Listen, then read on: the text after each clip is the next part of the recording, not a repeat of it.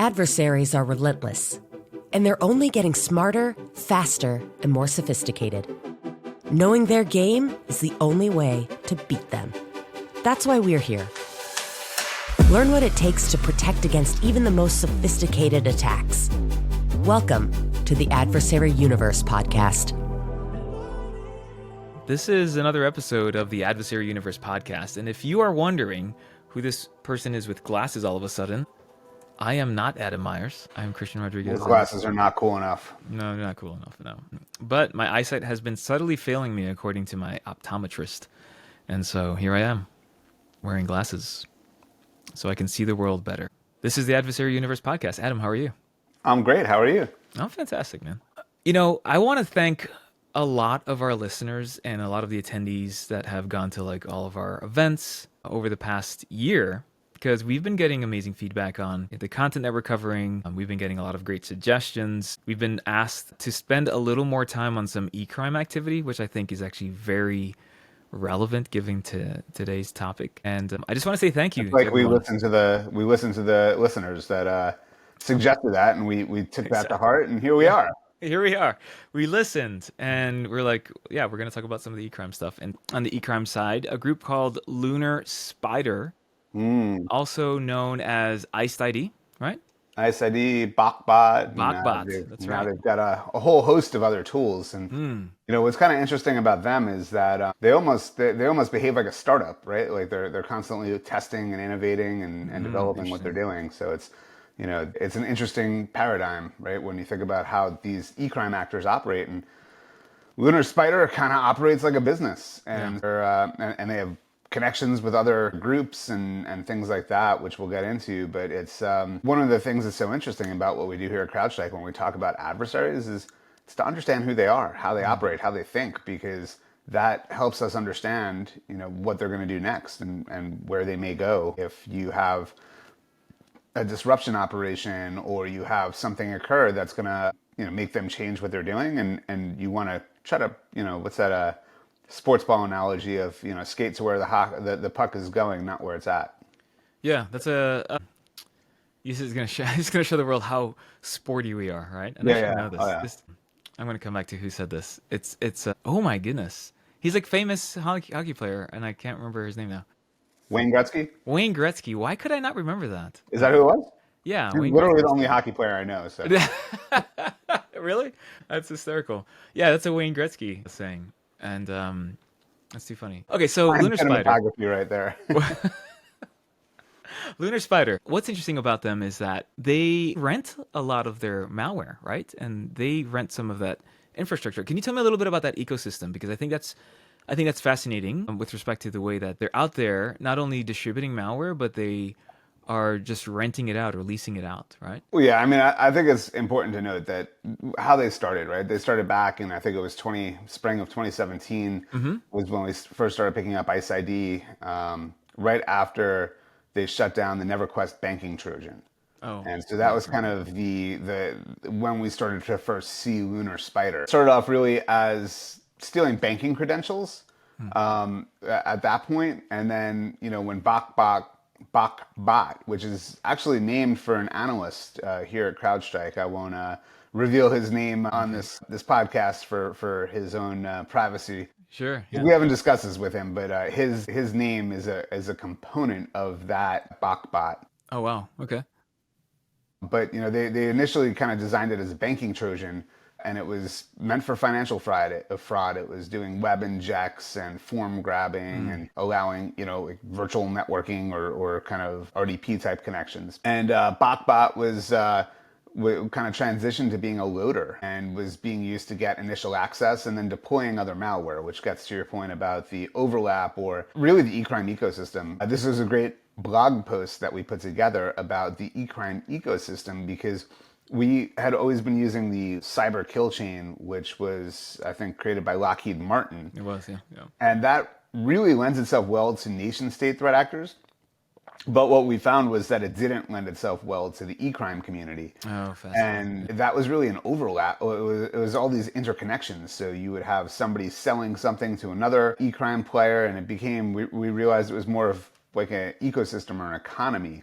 So we created our own kill chain to kind of describe and to track that eCrime world. So there's a great blog post on that. And this kind of gets into some of the things that we've seen with BokBot. What exactly do you think drove that evolution, right? And by the way, actually, before you answer that question, I do want to comment on that ecosystem blog we should include it in the show notes. There's a really amazing image in that blog that actually walks through the ecosystem of adversaries acting as like access brokers or ransomware operators, and then the whole plethora of other services that they offer, and then it kind of goes into these multiple stages of like the money laundering, and then there's like the mules, and there's like, I mean, I thought it was fascinating. I use that in a lot of my talks, even though it's an older image, and it still is pretty fascinating for the attendees that haven't seen it before, or people pull out their phones instantaneously and they're like, this is a really great representation of how complex that ecosystem is, where all of these different adversaries are just collaborating in some fashion,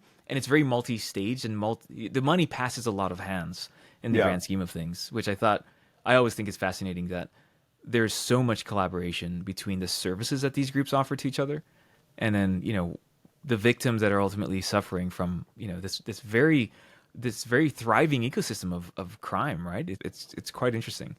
Yeah, as you said, you know, how do you deploy it? You have malware as a service. Yes, and then, exactly. Yeah. You know, they run their operation and then maybe they steal credentials, but they don't want to monetize those credentials. So then they sell those credentials to somebody that's going to do the monetization for them.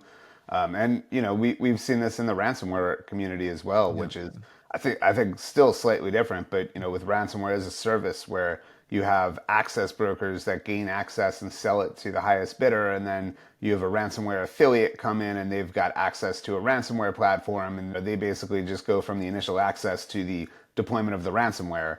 And then the ransomware as a service often handles the monetization, where they'll actually do the ransom demand and getting paid, and then pay out the affiliate.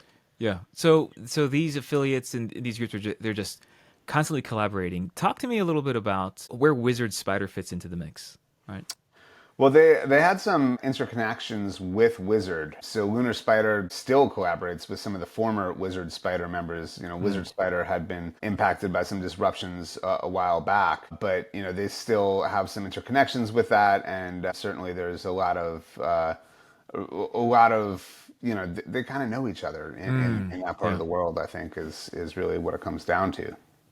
So they're just friends, kind of like the friends amongst thieves, thieves amongst friends, and, you know, just kind of like this squad of, you know, eCrime actors. Wizard Spider's role in this is more of like a customer of Lunar Spider, would you say? Well, I think now it's more of a that they know each other, you know, today. But I think initially they were a supporting player for Lunar Spider. And they had helped in some of the malware development. They helped with scripting services, infrastructure sharing. In fact, there was leaks from Wizard Spider that known as the Conti leaks, because that was, our name was Wizard Spider, but they went by kind of Conti. And some of their chat logs were leaked a while back. But we've seen, you know, for example, they were maintaining part of the Lunar Spider malware for a while. Specifically BokBot or IcedID.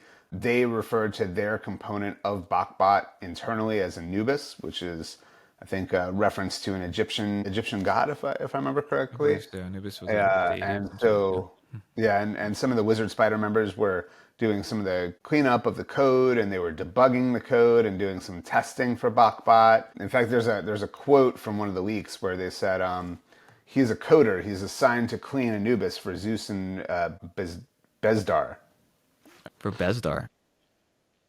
I think it's an individual in that group there. Then, you know, Wizard Spider also was operating private crypting services to help Lunar Spider obfuscate their code, right? So a cryptor, not in the sense of encrypting it for ransomware purposes, but taking a binary and then making it less detectable, right? Or what they call FUD, fully undetectable. And so they had this crypting service, a private tool that was controlled by Wizard Spider. I think it was called the Davy crypting service. And they would encrypt the payloads for the Lotus payloads for Lunar Spider as well. Oh, wow.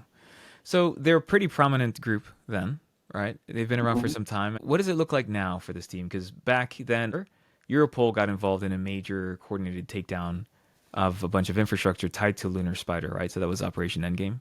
Right.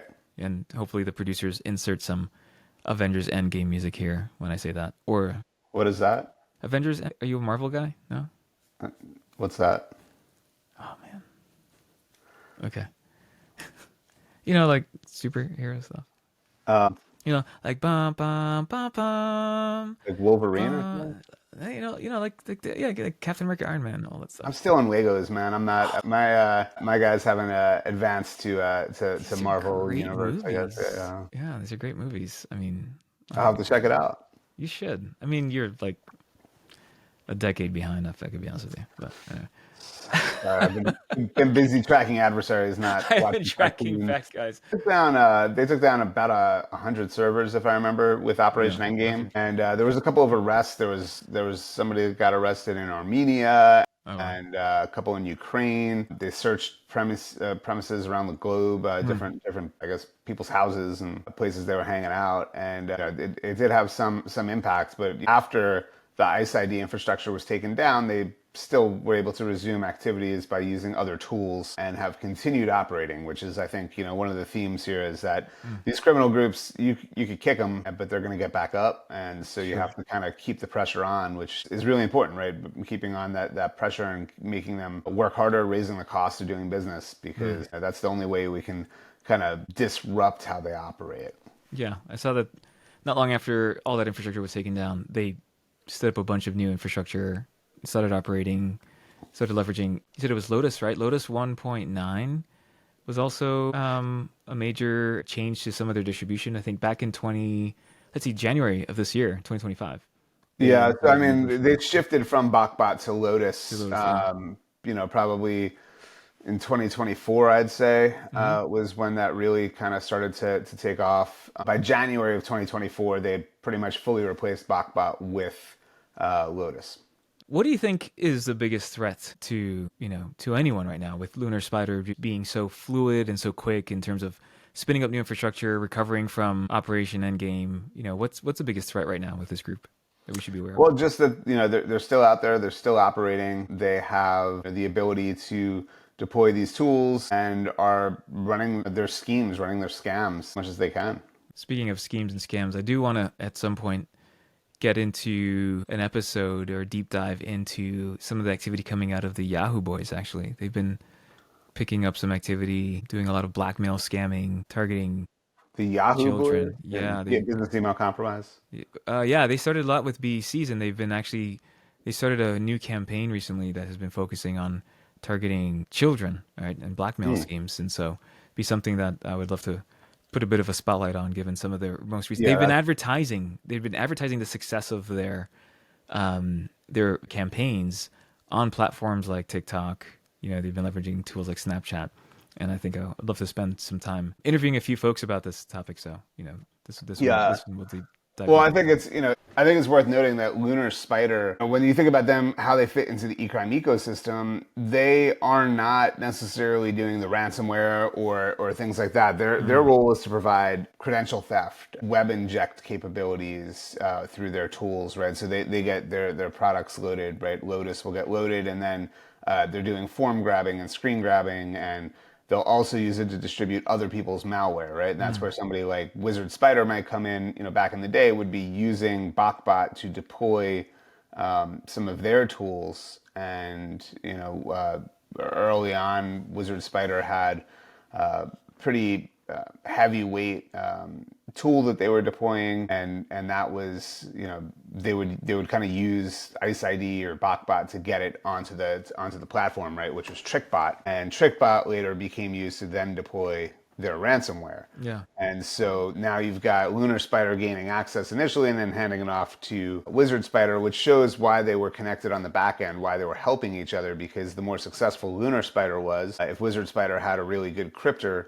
that would help make them more undetectable, they could get more widespread distribution of Lunar Spider's tools, which would be, at that time, BokBot, and then they could then give the access over to Wizard Spider to then deploy TrickBot or to deploy some of their other Oh, tools. how interesting. That's very interesting. And so it wasn't just Wizard Spider. There's other spider groups that we know that they've worked with. Sprite Spider is another one. Tiny Spider to deploy Tiny Loader. We've seen them, deploying different ransomware like A1 Lock. So there is a whole bunch of different capabilities that they were deploying for other threat actors. I don't anticipate activity slowing down, and I'd love to see another updated version or iteration of that ecosystem slide or image that we put together, just because I think there's, to your point, there's a lot more collaboration happening versus even what we saw like 5 years ago. So I think that's something to be aware of. Where Yeah, we've done that in a few of the global threat reports where we kind yeah, of I've show seen that. the connectivity between some of these groups. And Love like that. you, Yeah. you mentioned Endgame, there's been a number of disruptions over the last 12 or 18 months that have had some pretty far-reaching ripples throughout that eCrime ecosystem. So it's probably high time we do another one. But this is something we're seeing constantly. There's always some threat actor who's kind of fading away and a new one that's gaining prevalence. And we actually put out a monthly report and also a weekly report that covers the changes in that world to show just which ransomware actors, for example, are most prevalent at any given point in time. Got it. Defending against Lunar Spider. What can we tell our listeners, right, to prepare for any type of activity or campaigns coming out of that group? Well, making yourself a hard target, having EDR technology deployed pretty far and wide is certainly going to help. One of the things that they rely on is a lot of phishing emails where they are able to send malicious links and things like that. So having the right mail security and being able to detect when emails are coming in with potentially malicious links, keeping users educated about what these campaigns will look like too is, I think, really important because they need to know what to look for, particularly in the enterprise side, understanding what tactics they're using, what exploits they're using, so that you can make sure you're patching for exploits that are being used. Those are all pretty critical. Okay. And then once they get in, you're looking for a lot of the hands-on keyboard activity, and we saw a pretty big uptick in hands-on keyboard activity in the last year. Again, I think 79%, if I remember correctly, is what we're saying is malware-free and hands-on keyboard. And what you're looking for there is an anomalous PowerShell or Windows Command Shell or Visual Basic or JavaScript, right? These are things that they use to deploy tools and to execute things. And then, when a user clicks on a malicious file and malicious link, you want to be able to be there to introspect the browser and to look for, when a file gets written and executed. These are all kind of pretty standard techniques at this point that, I think if you make yourself a hard target, if you make yourself a little bit more aware and you have threat hunting going on where you could actually see, you might miss that initial phishing email, you might miss the user clicking on the link, but when you start to see PowerShell executing and doing certain things and establishing persistence and scheduling tasks, that's where now you can start to kind of ramp up your defense against Lunar Spider and really all the adversaries that we're tracking here at CrowdStrike. Yeah, no, that's very, very helpful. I was a fan of looking for anomalies, understanding how an adversary can turn the operating system on their respective victims, and then having a program in place to either automatically detect it or automatically mitigate against that, is monstrous. And then, of course, knowing your adversary, right? We have some really good reports that your team has published. The most recent one on Lunar Spider actually covers a lot of details on the malware that they use and also the process behind their malware development. So if, I'm sure we'll have more content that we post on our blog, but if you are an Intel subscriber, there's a really great detailed report that focuses on that tradecraft. So, and I think to that end, it's important to note that this, as I said a little bit earlier, I'll reiterate it, is that they operate more in kind of a Silicon Valley style, right? They're constantly testing and evolving and trying things out to see what works. And, to that end, being able to pick that up pretty quickly is important. And, one of the things that, as an example, they've played with stenography, which is, one of the ways that they've been kind of using that capability to hide what they're doing. And so steganography is a technique that you don't see a lot. You see it, but not, it's not super common. So it gives you a sense that they're looking for innovative ways to avoid detection and to sneak under the wire and extend the time before they're detected so that they can break out, right? And if they can break out faster, then, as we've said before, you're not stopping them at the door, right? Now you're chasing them through the house. I met with a few folks recently that said they're seeing an increase in the number of phishing campaigns that are coming in the form of an email with an image, and the image actually just has instructions for that person, like, hey, go here, right, for something, and the actual users are interfacing with the instructions that are embedded in these images, which I thought was a fascinating way to avoid detection for as long as possible, or steal credentials, by the way. And so another topic I'd love to dig deeper into on a follow-up episode on how stealthy these adversaries are becoming by trying to avoid detection, by honestly lowering some of the innovation, right? There's one thing to be innovative with respect to embedding your malware. It's another thing to say, I'm going to send this victim an email with instructions just in the form of an image or just a text file that says, oh, go over here to log into, this is a secure message, and then people are falling for that. So I thought it was actually pretty interesting to hear. There's a pretty good quote from some of the leaks where they said, we actually had a really stupid rule to completely rewrite everything almost from scratch every 2 years. But with each year, antiviruses got meaner and this interval decreased. Oh, interesting. Wow. So, I think that what we're doing from a cybersecurity perspective has made it more difficult for them to be successful. When you see them lamenting the fact that they have to rewrite their code base every 2 years, and maybe even faster because of the way that antiviruses or EDR has been able to disrupt what they're doing, that's good, right? That's the kind of frustration you want. You want whenever there's a leak that they're complaining about what we're doing to stop them. Fascinating. Hey, any last words for the listeners on Lunar Spider? Just, we'll expect that they'll probably continue to innovate. We'll, probably that they may replace Lotus at some point because, obviously the mean antivirus will be picking on Lotus, and it'll be difficult for them to be successful. So, I think this is a group that is going to continue to be out there. They've got the interconnections with the eCrime community. They've got this mindset of constantly developing new capabilities, new tools, and fielding them to see what happens.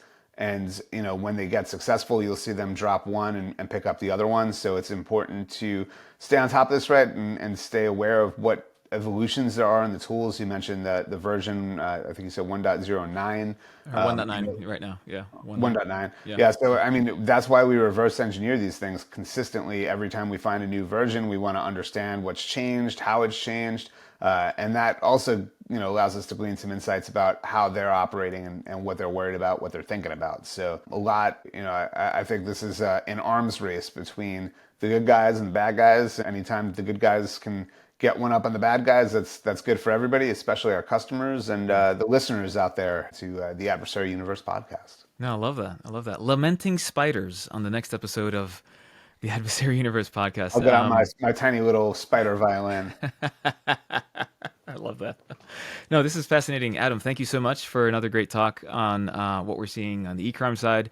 A lot more to come with some guest speakers, some new topics. And again, feel free to reach out. Don't be shy for suggestions. We are always looking for guest speakers or new topics that we can highlight given what Adam's team is providing content on and producing. Or if there's something new that you haven't seen us talk about or heard us talk about or seen us write about, let us know by reaching out to us directly. And if you find any weird, malware, definitely send it to us. Oh, we love weird malware. Right? Oh, yeah. We love evolving tradecraft. So you heard it here on the Adversary Universe podcast. Thank you again so much for the support. Thank you for listening.